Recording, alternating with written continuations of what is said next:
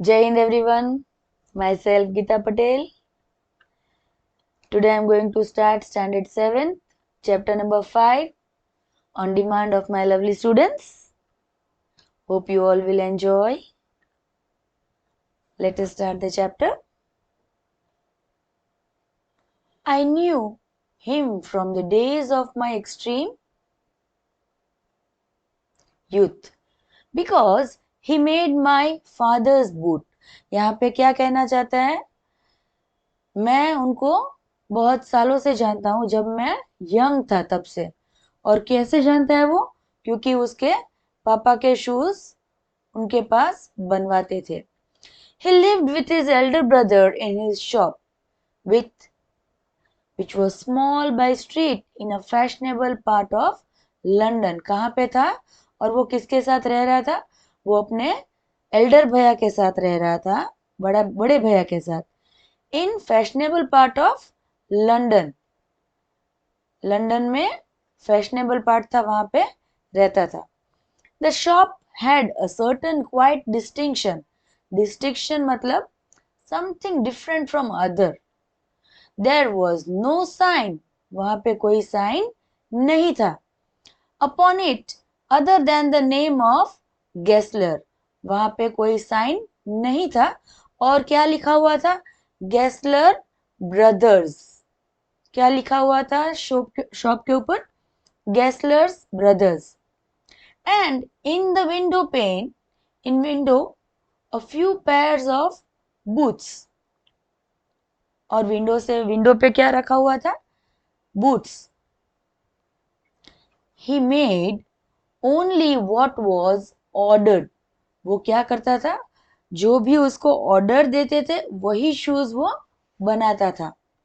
And what he made never failed to fit. और उसने जो कुछ भी बनाया किसी के लिए, वो कस्टमर को फिट हुआ और एकदम मस्त फिट हुआ। कभी भी उसको किसी ने ऐसा नहीं बोला है कि मुझे शूज यहाँ से अकड़ रहे हैं, कि यहाँ से फिट हो रहे हैं, कि ये मुझे बड़े हो रहे हैं।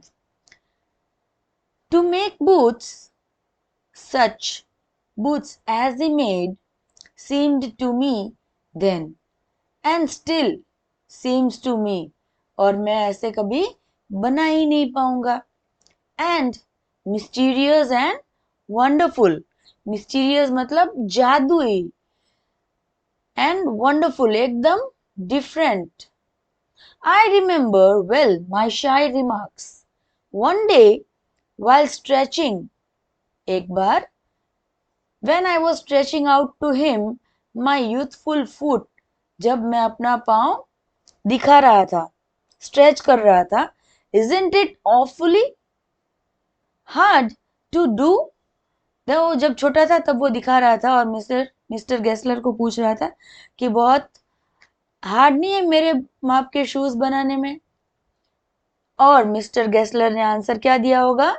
And is answer given with a sudden smile, एकदम सडनली स्माइल करके गेस्लर जी ने बोला, out of redness of his beard, मतलब गुस्से से, ID is an odd, it is an German accent, and he was too old, so उसकी language भी थोड़ी अलग से उसको सुनाई दे रहा था।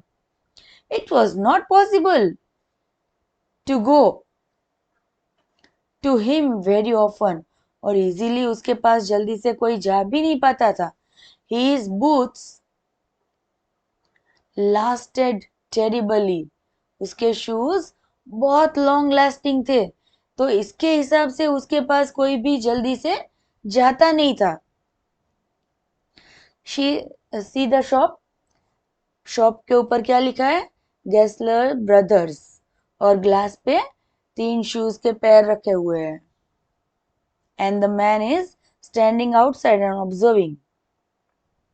Beyond the temporary some essence of boot stitched into them, उसके अलावा भी कुछ टेम्पररी शूज, और उसमें एसेंस मतलब वो लेदर की स्मेल आती है ना, boot stitched into them. One went in, एक अंदर गया। not as into most shops. जैसे हर कोई शॉप के अंदर चले जाते हैं, हम मार्केट में जाते हैं तो we go easily and see what things are there, will it suit us, fit us. तो यहाँ पे जल्दी से कोई जाता नहीं था, but restfully as one enters in a church. शांति पूर्वक कैसे जाते हैं, इस तरह से. And sitting on the single wooden chair, single wooden chair ही थी वहां पे. वेटेड, कस्टमर जाके वेट कर रहे थे और एक ही चेयर वहां पे थी. A guttural sound, harsh and grating. And the tip tap of his slippers. Tip tap, tip tap. He was getting down from the steps.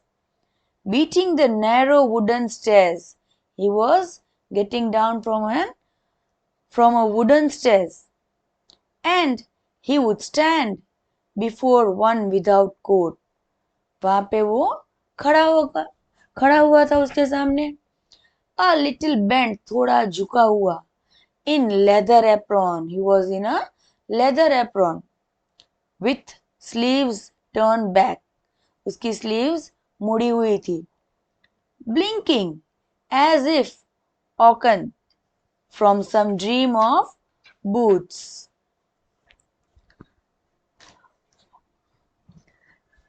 And I would say, how do you do, Mr. Gessler?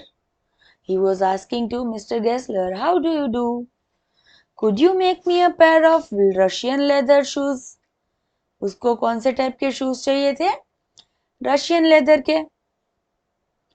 Without a word, he would leave me retiring whence he came, or into the other portion of the shop, and I would continue to rest in a wooden chair. और वापस जैसे उन्होंने बोला कि Russian leather के shoes चाहिए, तो mister Gessler अंदर चले गए और ये जो कस्टमर थे वो वापस वुडन चेयर में बैठ गए. Inhaling the incense of his trade. अगर हम लेदर शूज के शॉप में जाते हैं तो हमें वहां लेदर की स्मेल आती है.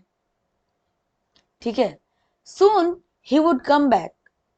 वापिस ही जल्दी से वो आए अंदर से.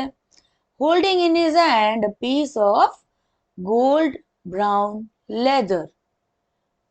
वापिस अंदर से बाहर आए और क्या लेके आए? Gold brown leather. With eyes fixed on it, it would remark. मतलब he was also observing that leather. What a beautiful piece. मतलब वो पीस बोल रहा है पर उसकी एज के हिसाब से वो कुछ वर्ड्स उसके आगे पीछे ऐसा हो रहे हैं pronunciations. What a beautiful piece. When I too admired it, he would speak again. जब मैंने भी प्रशंसा की तब वो वापस बोले. When do you want them? He is asking, when do you want them? But as he is speaking this way. And I would answer, oh, as soon as you conveniently can. जितना जल्दी आप करके दे सको उतना मुझे जल्दी चाहिए.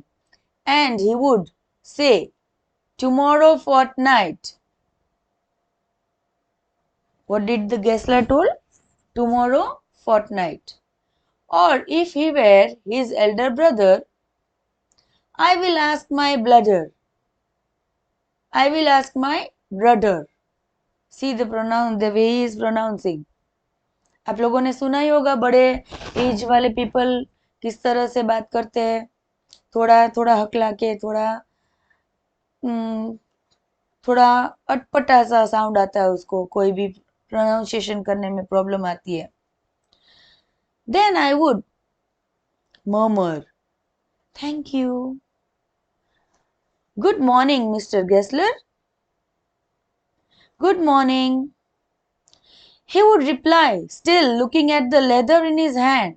And as I moved to the door, I would hear tip tap to his slippers going upstairs. कहाँ चले गए वापस वो? Upstairs to his dream of boots. Thank you.